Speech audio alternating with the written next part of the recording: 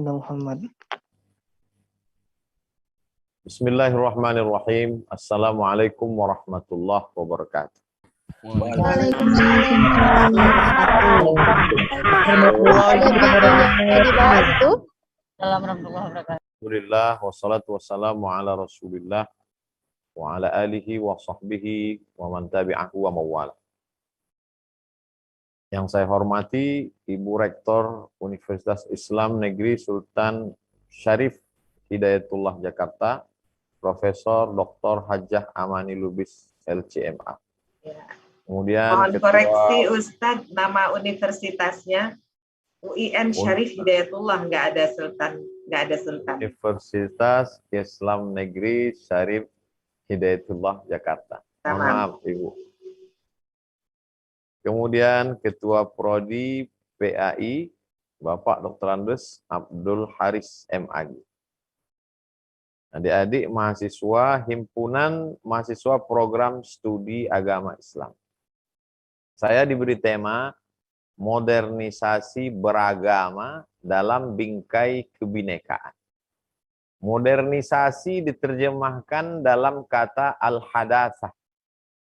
Al-hadits, sesuatu yang baru.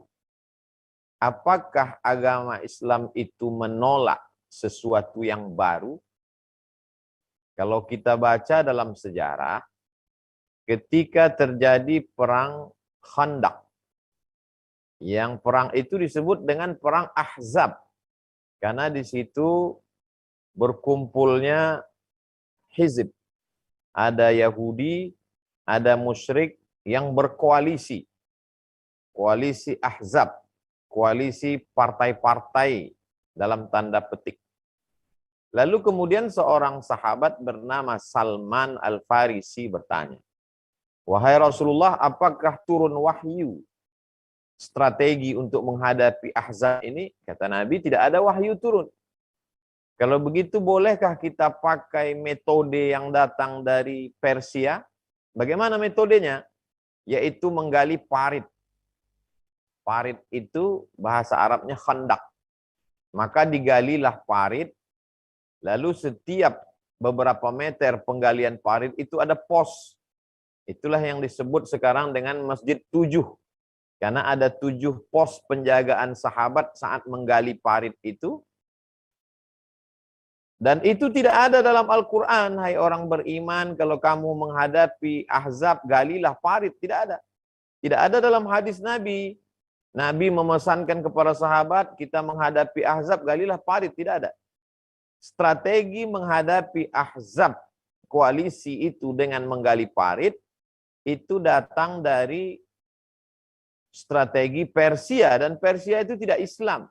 Persia itu penyembah api, Majusi. Itu menunjukkan bahwa Islam tidak menghalangi kita untuk mengambil peradaban.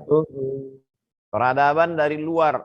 Karena kalau disebut hadasah atau modernisasi, itu konotasinya adalah kecanggihan alat-alat, teknologi, metodologi setelah masa Renaissance, setelah masa pencerahan, setelah masa istinarah, dari kata nur, pencerahan, masa kebangkitan di Eropa.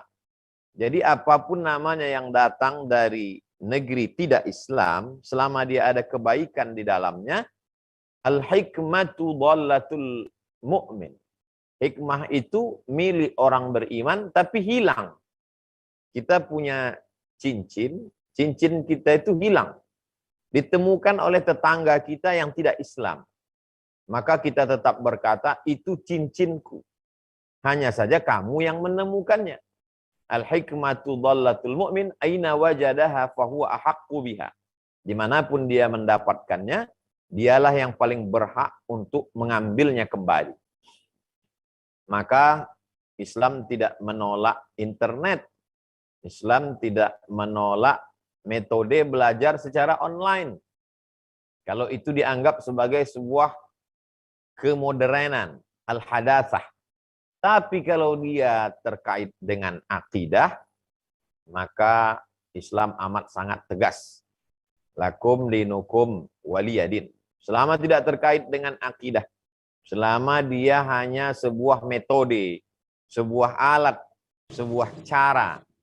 Jadi kalau saya menggunakan handphone atau menggunakan laptop, menggunakan apapun sebagai penunjang cara belajar atau mengambil sebuah metode, adik-adik dari PAI, Pendidikan Agama Islam, mengambil metode cara belajar, cara pembelajaran, alat-alat proses belajar mengajar, maka kita bebas untuk menggunakan itu.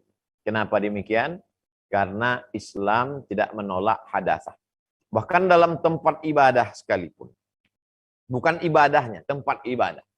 Ketika Nabi membangun Masjid Nabawi itu tidak ada menaranya. Menara itu baru datang ketika Nabi SAW meninggal, digantikan oleh Sayyidina Abu Bakar. Abu Bakar juga meninggal 2 tahun. Jadi khalifah digantikan oleh Umar. Pada masa Umar ada seorang khalifah pengganti Umar bin Khattab, namanya Amirul Mukminin Umar Ibnul Khattab, menggantikan Abu Bakar Siddiq, mengutus panglima perang bernama Amr bin Aus ke Fustat, Mesir. Sampai di Mesir, dia melihat ada manara tempat api. Kita menyebutnya mercusuar. Dia melihat mercusuar ini cantik sekali. Bagus kalau diletakkan di samping masjid. Sebagai tempat muazzin untuk mengumandangkan azan. Tidak ada hadis menyebut Bilal bin Rabah azan di atas menara, itu tidak ada. Sampai Nabi meninggal. Jadi bangunan menara, tempat yang tinggi, tempat api, apinya dibuang, lalu muazzinnya naik ke atas. Itu bagian dari hadasah, kemodernan. Karena sesuatu yang baru untuk zaman itu. Zaman kita sekarang dia tidak baru lagi. Yang baru zaman sekarang adalah pakai mikrofon wireless. Yang muazzinnya tetap di bawah, tapi suaranya sampai ke atas menggema kemana-mana. Maka ketika awal-awal mikrofon masuk ke Masjidil Haram, muncul kontroversial. Sebagian mengatakan mikrofon tidak boleh dipakai untuk sholat. Karena sholat adalah ibadah. Tidak boleh ada intervensi kemodernan dalam ibadah. Maka sampai hari ini mungkin di daerah Bogor masih ada yang anti speaker. Masih ada masjid musola yang tidak mau pakai speaker. Karena speaker itu dianggap sebagai kemodernan. Tidak menerima modernisasi. Dan itu pernah terjadi. Ada seorang ulama besar Al-Azhar yang diundang oleh Universitas King Abdul Aziz di Makkah. Yang berubah nama sekarang menjadi Ummul Qura. Mengajarlah Syekh Muhammad Mutawalli Asy-Sya'rawi di Ummul Qura. Di Makkah Al-Mukarramah. Lalu kemudian ketika itu mikrofon masuk ke Masjidil Haram. Di awal-awal sejarah mikrofon masuk. Ulama Saudi Arabia mengharamkan mikrofon. Imam tidak boleh sholat pakai mikrofon. Jadi dulu suara itu disampaikan ke belakang melalui muballigh namanya. Muballigh, orang yang menyampaikan suara. Sampai hari ini muballigh itu masih ada di Masjidil Haram. Tapi hanya satu saja. Kalau dulu terus bersambung ke belakang. Allahu Akbar. Allahu Akbar. Itu yang menyampaikan suara itu namanya muballigh. Di masjid kita tidak ada muballigh karena sudah ada mikrofon. Ketika mikrofon pengeras suara masuk ke Masjidil Haram, ulama Saudi Arabia melarang, tidak boleh masuk mikrofon ke Masjidil Haram. Kebetulan Syekh Muhammad Mutawalli Asy-Sya'rawi ketika itu sedang bertugas di Makkah. Ulama yang mengharamkan mikrofon itu sedang membaca Al-Quran. Dia pakai kacamata. Kata Syekh Muhammad Mutawalli Asy-Sya'rawi, mikrofon ini mukabbirus saud, membesarkan suara. Sedangkan kacamata ini mukabbirus surah, membesarkan gambar. Kenapa alat yang membesarkan suara Tidak boleh. Kenapa membesarkan gambar? Boleh. Kisah itu disebutkan dalam kitab Muzakkirat Syekh Muhammad Mutawalli Asy-Sya'rawi. Yang tidak boleh dimodernkan itu sholatnya. Adapun alatnya, maka boleh. Begitu juga dengan tasbih. Hari ini kalau ada orang bertasbih menggunakan tasbih digital. Itu termasuk modernisasi. Karena sahabat Nabi bertasbih pakai batu. Batu dihitung satu-satu. Lalu kemudian modernisasi pada tahap berikutnya adalah tasbih dengan pakai tali. Zaman Nabi tidak ada sahabat Nabi bertasbih pakai tali. Maka Syekh Albani membid'ahkan tasbih. Kata dia berzikir dengan pakai tasbih itu bid'ah. Karena masuk unsur modernisasi dalam ibadah. Tapi Syekh Ibnu Utsaimin mengatakan tidak bid'ah. Karena zikirnya tetap subhanallah, subhanallah, tidak berubah.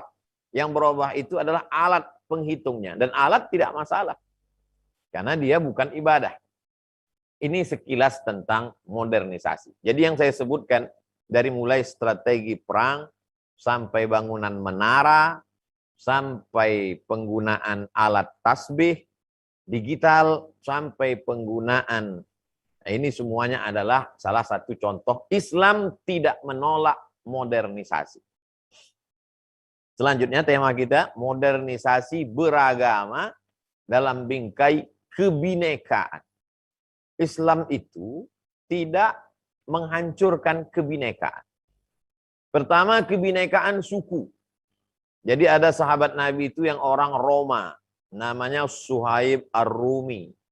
Ada sahabat Nabi itu orang Persia, namanya Salman Al-Farisi. Ada sahabat Nabi itu yang orang dari Abyssinia. Nah, itulah dia yang mereka dari Habasyah, berkulit hitam, Miqdad bin Aswad dan lain sebagainya. Ada yang tidak berjumpa dengan Nabi tapi Nabi sholatkan. Itulah dia Najasyi. Kronologis sholat ghaib ketika Najasyi meninggal di Ethiopia. Lalu kemudian ada sahabat Nabi itu yang orang Nubia, Bilal bin Rabah. Lalu kemudian ada sahabat Nabi itu yang Arab, tapi bukan Quraisy. Itulah dia suku yang ada di kota Madinah, Bani orang-orang Aus dan orang-orang Khazraj, orang Ansar. Lalu kemudian ada sahabat Nabi itu yang orang Quraisy. Itulah dia sahabat yang utama Abu Bakar, Umar, Utsman, Ali, kalangan darah biru dari golongan Quraisy. Ketika Islam datang, ini mereka tetap dengan namanya. Makanya di ujung nama mereka Al-Ausi, Al-Khazraji, Al-Ansari, tidak menghilangkan kesukuan. Artinya kebinekaan itu tetap terjaga. Kebinekaan tidak dihilangkan. Kalau sudah menjadi Islam, maka hilangkanlah kesukuan. Tidak. Yang dilarang itu adalah asabiyah, fanatisme. Maka pada perang Uhud, kalau ada di antara sahabat yang berasal dari kalangan Ansar, Muhajirin, yang bersalah satu orang, maka tidak boleh digeneralisir. Hei Aus, hei Khazraj, tidak boleh. Yang salah itu tetaplah satu orang. Lalu kemudian kebinekaan dalam hal beragama. Maka ketika sampai di kota Al-Madinah Al-Munawwarah, di sana ada suku Bani Nadir, ada suku Bani Quraizah, ada suku Bani Qainuqa, ada orang Khaybar, orang-orang Yahudi. Maka lahirlah apa yang kita kenal dengan istilah piagam Madinah. Kalau menurut istilah Syekh Safiur Rahman Al-Mubarakfuri dalam kitab Ar-Rahiq Al-Maktum, namanya disebut dengan mu'ahadah. Macam-macam. Kalau mau yang lihat paling lengkap bisa dilihat dalam Sirah Ibnu Hisham. Sirah Ibni Hisham. Tapi kemudian diringkaskan oleh Syekh Safiur Rahman dalam 12 pasal. Bahwa sesama orang Madinah, walaupun dia berbeda agama, maka dia punya kewajiban yang sama untuk menjaga kota Al-Madinah Al-Munawwarah dari serangan orang yang di Makkah. Walaupun orang Makkah itu orang Arab, orang Quraisy, kalau dia menyerang Madinah, maka yang di Madinah wajib membela kota Madinah walaupun dia orang Yahudi. Orang Islam, Arab, Quraisy di Madinah bersaudara dengan orang Yahudi untuk membela Madinah. Menghadapi saudaranya yang datang dari Makkah, walaupun orang Arab, walaupun orang Quraisy. Artinya apa? Karena Makkah adalah Darul Harb, daerah perang, zona perang. Sedangkan Madinah adalah Darussalam, negara salam, walaupun di dalamnya tidak Islam. Nah, inilah yang diadopsi oleh para ulama, founding father, pendiri negara kita. Lalu makna-makna itu diserap, lalu kemudian dijadikan butir-butiran yang kita kenal dengan Pancasila sebagai kalimatun sawa, titik temu antara suku-suku dan agama-agama, sehingga terangkum semuanya menjadi sebuah bangsa yang terdiri dari multi suku, multi etnis, multi warna kulit, multi agama, multi latar belakang sebagai sebuah bangsa. Modernisasi beragama dalam bingkai kebinekaan tercermin dalam khutbah Nabi ketika dia mau melepas pasukan menuju Mu'tah. Apa kata Nabi? Satajiduna rijalan fis sawami. Kamu akan bertemu dengan laki-laki yang tinggal di sawami, di gereja tua. Maksudnya orang-orang yang ada di Syam. Karena pasungan ini akan menuju Mu'tah. Syam itu sekarang Yordania, Palestina, Lebanon, Suriah. Satajiduna rijalan fis sawami la ta'ridu lakum. Jangan ganggu mereka. La taqtulu sabiyan murdi'a. Jangan bunuh anak kecil yang masih menyusui. Wala syaikhan faniya. Jangan bunuh orang tua renta yang tidak bisa berperang. Wala ta'qiranna nakhla. Jangan cabut pokok kurma. La tahdimu buyuta. Jangan hancurkan rumah. Pesan-pesan ini adalah pesan ada objek perang dan ada objek kebinekaan. Menunjukkan bahwa Nabi Shallallahu Alaihi Wasallam menjaga itu. Begitu juga ketika sahabat Nabi sampai ke negeri-negeri yang awalnya adalah bukan masyarakatnya Muslim, maka mereka tidak menghancurkan. Itu bisa dilihat ketika sahabat Nabi sampai ke Mesir atau ke Irak, maka sampai hari ini Mesir masih ada Kristen Koptik, Ortodoks. Mereka bukan Protestan, bukan Katolik, tapi Ortodok Koptik. Begitu juga di Irak masih ada sampai hari ini. Kemudian di Lebanon namanya Kristen Ortodok Maronit. Bisa hidup berdampingan sampai hari ini. Itu menunjukkan bahwa bingkai kebinekaan. Selama dia masih dalam koridor sosial. Ada dua yang menjadi syarat. La yanhakumullahu 'anil ladzina lam yuqatilukum fid din. Selama mereka tidak memerangi kamu dalam agama. Walam yukhrijukum min diyarikum. Mereka tidak mengusir kamu dari kampung halaman kamu. Mereka tidak memerangi kamu. Mereka tidak mengusir kamu. Maka balas dengan dua. Antabarruhum, berbuat baiklah kepada mereka. Wa tuqsitu ilaihim, bersikap adillah kepada mereka. Selama mereka tidak memerangi kamu, selama mereka tidak mengusir kamu, maka kamu balas dengan dua. Antabarruhum. Tidak dikatakan antuhsinu ilaihim. Padahal baik itu bahasa Arabnya banyak. Khair baik. Hasan juga baik. Tapi tidak dikatakan antuhsinu ilaihim. Tapi disebut antabarruhum. Tabarru diambil dari kata birru. Birru ini selalu dipakai untuk birrul walidain. Apa komentar Syekh Yusuf Al-Qardawi? Kalau birrul walidain dipakai kata birru, maksudnya berbuat baiklah kamu kepada orang yang berbeda keyakinan denganmu, sebagaimana kau berbuat baik kepada orang tuamu. Makanya ketika ada seorang anak masuk Islam, orang tuanya tidak masuk Islam, maka dalam Islam diajarkan silaturahimnya tidak putus. Itu terjadi pada zaman Nabi. Kata sahabat bernama Asma, Ummi qadimat, ibu saya datang. Wahia raghibatun, dia sangat ingin jumpa dengan saya. Ibunya datang 500 km dari kota Makkah. Dia mau jumpa dengan saya. Afa asiluha, bolehkah saya menyambung silaturahim dengan dia? Kata Nabi, siliha, silakan sambung silaturahim. Afa u'tiha, bolehkah saya memberikan sesuatu untuk dia? Kata Nabi, i'tiha, berikanlah sesuatu untuk dia. Makanya Syekh Atiyah Saqar, salah seorang ahli fatwa Al-Azhar, Allahumma warhamhu, memberikan fatwa boleh memberikan hewan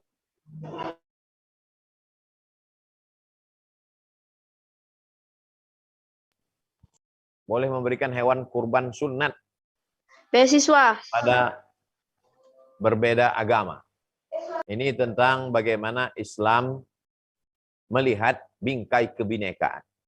Jadi jangan dibenturkan antara agama dengan kebangsaan. Jangan dibenturkan antara agama dengan kebinekaan. Karena Islam ketika dia datang, dia tidak menghancurkan kebinekaan, dia tidak menghancurkan keberagaman, tapi dia tetap menjaga dan saling menghormati. Dan itu dibuktikan dalam sejarah Islam yang cukup panjang, mulai dari kota Makkah hingga ke kota Madinah, dari Madinah menyebar sampai ke Mesir, sampai ke Maroko, dari Maroko menyeberang ke Eropa Andalusia, sampai ke bagian barat, lalu ke bagian timurnya, sampai ke Azerbaijan. Pada masa pemerintahan Utsman bin Affan, sahabat Nabi Hudzaifah ibnul Yaman sudah sampai ke Azerbaijan, sampai ke Bahrul Caspian Sea, Bahrul Qazwain. Bahrul Qazwain itu sekarang berada di Rusia. Alam yang terkembang begitu luas menjadi bukti sejarah bagaimana Islam bisa berkembang dengan berbagai macam kebinekaan. Adapun dalam konteks lokal keindonesiaan, bisa kita lihat bagaimana dakwah para Wali Songo ketika Sunan Kudus berdakwah. Kebetulan saya satu angkatan ke Mesir, ada sahabat saya dari Kudus. Disitulah saya tahu, tahun 98 kami ke Mesir, kata dia, kami di Kudus berkurban tidak menyembelih sapi. Kami di Sumatera berkurban dengan sapi, dengan lembu, dengan kerbau, kambing. Kami di Kudus tidak. Kami menyembelih kambing, kerbau. Kenapa? Karena Sunan Kudus mengajarkan menghormati saudara-saudara yang berasal dari kalangan Hindu. Yang ketika itu masyarakat Kudus menganut agama Hindu. Tak tahu sekarang. Itu tahun 98 kawan saya dulu. Saya pergi ke Masjid Kudus, menaranya seperti candi. Kenapa tidak dibawa Sunan Kudus bangunan kubah? Karena orang-orang Jawa di Kudus yang ketika itu masih agama Hindu Buddha, khawatir mereka nanti terkejut melihat bangunan baru nih, kaget-kaget mereka. Lalu kemudian bagaimana Sunan Kalijogo, Sunan Gunung Jati, Wali Songo berdakwah menggunakan gending, menggunakan gamelan, menggunakan alat-alat tradisional yang secara peralatan itu disebut dengan hadasah, sesuatu yang baru, modernisasi. Karena alat itu tidak ada di zaman Nabi SAW, tapi dia dipakai untuk sebagai sarana dakwah. Dia tahu bahwa masyarakat di Jawa suka dengan lantunan-lantunan, suka dengan nyanyian-nyanyian, maka solawat itu dirubah menjadi lantunan nyanyian yang dilantunkan didendangkan dengan suara lagu, dengan yang khas, diiringi dengan gending, dengan dengan alat-alat yang membuat orang tidak merasa asing. Sehingga Islam itu datang dengan kelembutan. Akhirnya orang hatinya tersentuh, lalu kemudian dia bersyahadat. Puncaknya adalah dia mengakui asyhadu an la ilaha illallah wa asyhadu anna Muhammadan Rasulullah. Saya kira saya sudah menjelaskan tentang modernisasi dalam beragama, dalam bingkai kebinekaan, dari mulai zaman Nabi sampai kepada sahabat, sampai kepada Islam ke seluruh penjuru dunia, sampailah ke negeri kita secara singkat. Sebagai pengantar dialog kita pada kesempatan ini dengan tema modernisasi beragama dalam bingkai kebinekaan. Selanjutnya saya kembalikan ke moderator. Terima kasih. Wassalamualaikum warahmatullahi wabarakatuh. Waalaikumsalam warahmatullahi wabarakatuh. Terima kasih kami haturkan kepada Profesor Dr. Abdul Somad telah memberikan nasihat kepada kami yang pada intinya kurang lebih saya akan paparkan. Waalaikumsalam warahmatullahi wabarakatuh. Yaitu pada intinya Islam tidak menolak al-hadatsah atau modernisasi. Mulai dari tadi beliau menceritakan tentang strategi perang sampai juga bangunan daripada menara atau manaro itu, dan juga cara bertasbih menggunakan alat-alat yang cukup banyak, dan juga sampai juga pada negeri kita mulai dari Sunan Kudus yang berkurban dengan kerbau karena menghormati daripada masyarakat di dalamnya. Kemudian juga Sunan Kalijaga yang berdakwah dengan hal-hal yang berbau dengan musik, sehingga hal tersebut efektif dan membuat daripada masyarakat bisa bersyahadat masuk Islam. Selanjutnya, karena sudah banyak pertanyaan yang masuk kepada kami, sekitar 56 pertanyaan, maka kami sudah merangkum sedikit dari sekian banyaknya pertanyaan yang masuk.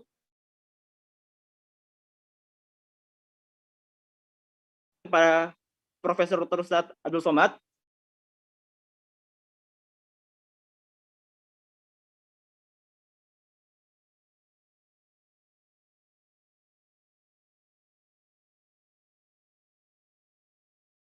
Ya, silakan.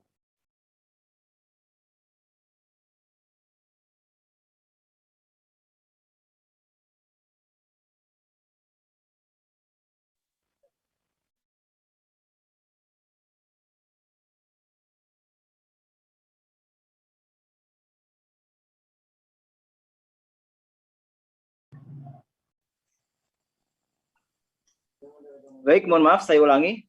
Tadi ada sedikit gangguan sinyal. Sudah sekitar 56 pertanyaan yang diajukan kepada kami selaku panitia untuk ditanyakan kepada Ustadz Abdul Somad. Mohon maaf kami sampaikan kepada teman-teman sekalian yang telah bertanya dan tidak kami sampaikan kepada beliau seluruhnya. Langsung saja pertanyaan yang pertama kepada Ustadz Abdul Somad. Dari saudara Andi Yusuf Syakir. Beliau kuliah di UIN Jakarta. Pertanyaan beliau, bagaimana pandangan Ustadz terhadap orang muslim yang terlalu mengagungkan toleransi, tetapi dia terlalu berlebih-lebihan sampai bertoleransi dalam beragama pula, padahal tidak ada toleransi dalam beragama atau akidah, yang seperti beliau sampaikan tadi. Seperti dalam surat Al-Kafirun, lakum dinukum waliyadin. Bagaimana pandangan Ustadz selaku pengisi acara pada hari ini? Silakan Ustadz, mungkin dijawab terlebih dahulu. Bismillahirrahmanirrahim. Assalamualaikum warahmatullahi wabarakatuh. Menyikapi Waalaikumsalam warahmatullahi wabarakatuh. Setiap menyikapi sesuatu itu biasanya terbagi kepada 3. Yang pertama al-mutasyaddidun, orang yang sangat ketat. Al-mutasahilun, yang sangat longgar. Dan al-mu'tadilun atau al-munsifun, orang yang pertengahan. Apapun masalahnya, selalu terbagi kepada 3 kelompok.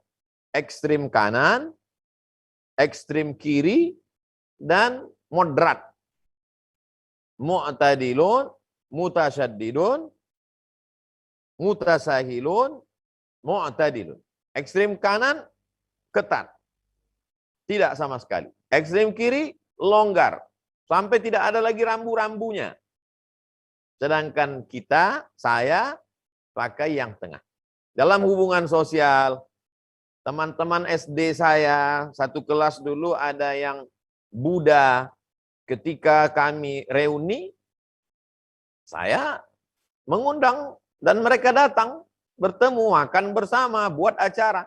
Jadi saya berbicara tentang kebinekaan bukan teori. Saya punya teman yang non-muslim, kawan SD saya, orang Cina. Hubungan kami tetap baik sampai hari ini. Reuni tahun yang lalu, alumni SD ketemu di hotel, makan bersama, ngobrol bersama. Lalu kemudian tetangga dekat rumah, berbeda agama, teman kecil saya, sampai hari ini masih WA-WA. Saya ceramah di Jakarta. Tentu yang mengundang saya orang Islam Jakarta. Tapi ketika dia nelpon, Assalamualaikum, Waalaikumsalam, Ustaz Somad, iya. Dari mana kamu dapat nomor saya? Dari tetangga Ustadz dulu, namanya si Anu, non-muslim. Jadi orang Jakarta dapat jadwal ceramah saya dari tetangga saya yang non-muslim. Kebinekaan, hubungan sosial. Saya datang ke rumahnya, dia tahu saya Ustadz, dia suguhkan air kaleng, minum, duduk, ngobrol, bicara dalam hubungan sosial. Tapi kalau sudah terkait dengan masalah akidah, ada rambu-rambunya, ini dilarang parkir, ini lampu merah, ini kecepatannya tidak boleh lebih dari 40 km per jam. Kalau lalu lintas saja ada aturannya, maka dalam beragama juga ada aturan. Jadi saya termasuk dalam masalah sosial longgar. Tapi dalam masalah terkait dengan akidah, wala ana abidum ma'abattum wala antum abiduna ma'abud lakum dinukum waliyadin. Dan itu bukan ijtihad saya. Saya mengikut ijtihad guru-guru saya, ustadz-ustadz saya, fatwa-fatwa para ulama, itulah yang saya pakai. Itulah yang saya sampaikan. Wallahu a'lam. Demikian. Baik Ustadz, terima kasih. Jadi pada intinya tetap daripada pegangan akidah kita dan tidak menjalahkan daripada apa-apa yang masuk dari luar dalam Islam. Terima kasih Ustadz. Selanjutnya pertanyaan yang cukup jauh nih Ustadz. Alhamdulillah webinar kami sampai ke Malaysia Ustadz. Masya Allah. Kepada saudara Muhammad Aidil Azizi bin Hanafiyah. Beliau berasal dari SMK Sri Perhentian Pontian Johar hadir. Assalamualaikum Ustadz. Saya Aidil Aziz. Saya mau tanya kepada Ustadz, bagaimana kita sebagai komunitas muslim membangun rasa cinta terhadap kesatuan umat dalam masyarakat? Karena semuanya butuh dalam kesatuan yang indah. Terima kasih Ustadz.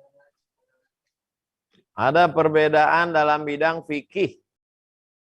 Maka adik-adik mahasiswa alumni dari Pendidikan Agama Islam UIN Syarif Hidayatullah Jakarta bertanggung jawab. Ini bukan domennya orang syariah saja. Tidak bisa kita bicara di masjid, saya spesialisasi saya bidang pendidikan. Masalah fikih bukan urusan saya. Oh, tidak bisa begitu. Kita mesti jelaskan secara singkat. Masalah ikhtilaf basmalah sir dan jahat. Masalah berdoa setelah sholat, apakah sendirian atau berjamaah. Masalah itu yang selalu saya lakukan hari ini. Untuk intern umat. Ikhtilaf fikih. Kemudian tentang ikhtilaf dalam masalah akidah. Tentang masalah ayat-ayat mutasyabihat. Bahwa kalangan salaf punya dua metode. Yang satu namanya tafwid. Serahkan pada Allah. Ar-Rahman 'alal 'arsy istawa. Apa makna istiwa? Wallahu a'lam bis-shawab. Al-istiwa maklum. Istiwa, semua orang tahu makna istiwa. Wal kaifiyatu majhulah. Bagaimana Allah istiwa di atas arsy, tak ada yang tahu. Wal imanu bihi wajib. Beriman tentang ayat ini wajib. Karena kalau mengingkari ayat ini berarti kafir. Afatu'minuna bi ba'dil kitab wa takfuruna bi ba'd. Sedangkan sebagian sahabat, sebagian ulama mentakwil Mentakwil. Takwil itu mazhabnya salaf. Imam Malik pun mentakwil. Kata Imam Malik, turun Allah sepertiga malam itu bukan Allahnya turun, tapi rahmatnya turun. Kemudian kullu syai'in halikun illa wajhah. Segala sesuatu hancur kecuali wajah Allah. Maka wajah di situ kata Imam Al-Bukhari dalam Sahih Al-Bukhari, illa mulkah, kekuasaan Allah, bukan wajah seperti ini. Jadi ada metode tafwid, serahkan pada Allah, ada metode takwil. Takwil itu memaknai dengan makna kiasan, bukan makna hakiki, bukan makna zat, bukan makna tajsim.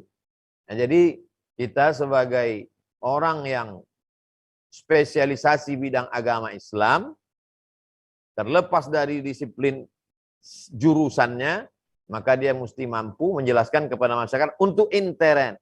Karena dalam masalah akidah ada Jabariyah, ada Khawarij, ada Murji'ah, ada Mu'tazilah, ada macam-macam Syiah, ada kita jelaskan Ahlus Sunnah wal Jamaah. Dalam masalah fikih ada mazhab Abu Hanifah Hanafi, ada mazhab Malik bin Anas Maliki, ada mazhab Muhammad bin Idris Syafi'i, ada mazhab Ahmad bin Hanbal Hambali. Jelaskan ini, jangan giring orang ke satu pendapat, kemudian salah yang lain, hanya karena berbeda dengan kita. Lebih baik kita jelaskan seperti metode yang dipakai oleh Imam Ibn Rushd dalam Bidayatul Mujtahid wa Nihayatul Muqtasid. Selalu saya pakai referensi Al-Fiqhul Islami wa Adillatuh, Syekh Wahbah Zuhail. Saya kira dua itu saja yang banyak ikhtilaf. Fikih dengan akidah. Wallahu a'lam. Baik, terima kasih Ustaz. Jadi pada intinya kesatuan itu sangat perlu, dan memang dalam segi fikih dan akidah itu ada ikhtilaf, sehingga untuk disatukan memang cukup rumit, tetapi bisa kita satukan dalam keragaman di dalam Islam itu sendiri. Selanjutnya pertanyaan ketiga sampai daripada kota Semarang, Ustaz. Berasal daripada Burhanuddin, pasca sarjana UNES atau Universitas Negeri Semarang. Assalamualaikum Ustaz.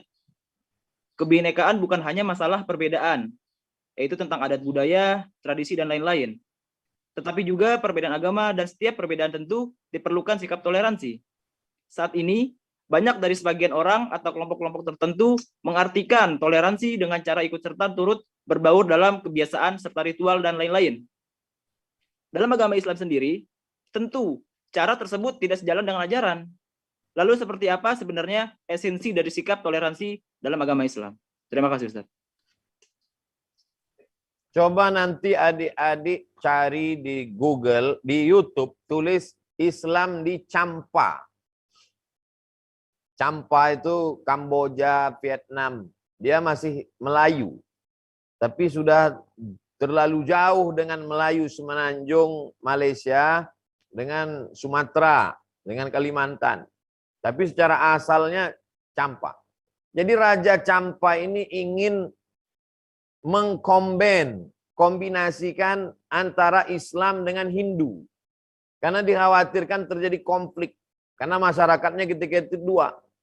Jadi akhirnya bercampur aduk. Cobalah tulis Islam di Champa. Nanti terjadi akhirnya sinkretis. Kita hanya bisa memaknai kebinekaan toleransi dalam sosial. Adapun dalam masalah keyakinan lakum dinukum waliyadin. Nanti kalau kita terlalu dalam masuk ke dalam, nanti terjadi adalah sinkretisme. Pencampur adukan antara ritual. Dan itu bukan pengalaman baru. Pernah terjadi pada bagaimana dulu ketika Islam masuk ke India. Terjadi sinkretis. Bagaimana ketika pengalaman di Champa. Alhamdulillah. Itu tidak terjadi di Wali Songo. Tidak ada sinkretis. Islam tetap dengan keislamannya. Saudara-saudara kita tetap dengan agamanya. Tetap bertetangga, berteman, bersahabat, tapi tidak menjadi sebuah agama baru. Jadi yang saya yakini, yang saya pahami, dalam masalah sosial, bertetangga, berteman, satu sekolah, satu kampung, satu kampus, berbeda agama, berbeda suku. Tapi kalau sudah dalam masalah ibadah, maka biarkanlah ini ibadah mereka, ini ibadah kita. Karena kalau dicampur aduk nanti akan membuat keyakinan yang baru, yang dalam pelajaran agama-agama disebut dengan sinkretisme. Nauzubillah. Demikian, wallahu a'lam. Baik, terima kasih Ustadz. Saya rasa sudah cukup jelas. Kemudian selanjutnya dari Fathul Amin SPDI. Beliau berasal daripada pimpinan Yayasan Al-Muhairah. Pertanyaan beliau adalah, sesuai tema dari webinar, modernisasi keberagaman dalam bingkai kebinekaan. Adakah tuntutan yang pas untuk dunia modernisasi saat ini? Karena sementara ini banyak sekali perpecahan dan tebaran kebencian yang semakin menjadi di media sosial. Apa yang akan kita lakukan jika setiap mengakses media penuh dengan ujaran kebencian dan propaganda? Mohon pencerahannya, Ustaz.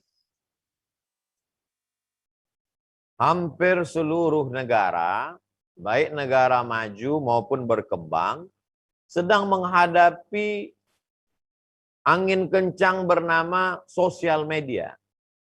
Akhirnya untuk mencegah hal ini muncullah cyber law.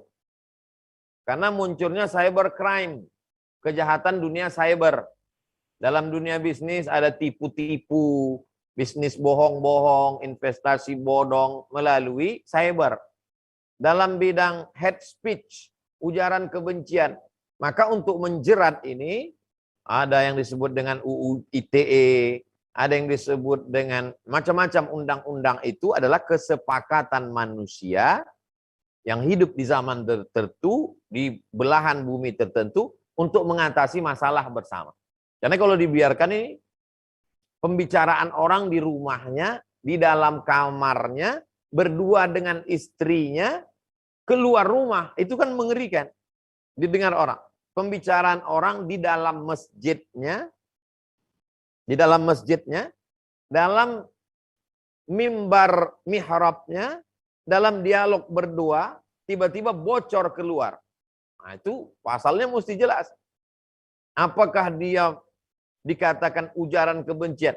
Dia sedang berada di majelis kajian subuh. Nama kajiannya tadabbur ayat-ayat. Ayat yang dibahas, laqad kafaral ladzina qalu innallaha huwal masih ibnu Maryam. Laqad kafaral ladzina qalu innallaha salisu salasah. Wa ma qataluhu wa ma salabuhu walakin syubbiha lahum. Itu kalau dikaji di masjid, dibacakan tafsirnya. Apakah itu masuk penistaan agama? Bagaimana kalau dibaca dalam tablik akbar? Itu kalau tidak, siapa yang ditangkap? Apakah ustadz yang menjelaskan ayat itu ditangkap karena penistaan? Atau yang menyebarkan itu ditangkap karena dia sedang mengadakan adu domba? Jadi saudara-saudara kita di legislatif mesti pandai, cerdas, mengerti. Jadi tidak semua adik-adik dari PAI itu nanti jadi guru semua. Mesti ada yang jadi anggota legislatif yang mengerti. Dari usuluddin itu ada yang duduk untuk membuat aturan itu. Sehingga orang tidak semuanya, nanti ayat itu bisa diamandemen. Ayat laqad kafaral ladzina qalu innallaha salisu salasa, laqad kafaral ladzina qalu innallaha huwal masih ibnu Maryam. Ayat ini diamandemen karena ustadz tidak ada yang berani menjelaskan karena takut ditangkap penistaan agama. Kapan dia menjadi penistaan? Itu di dalam masjidnya, dalam kajian subuh, dalam kajian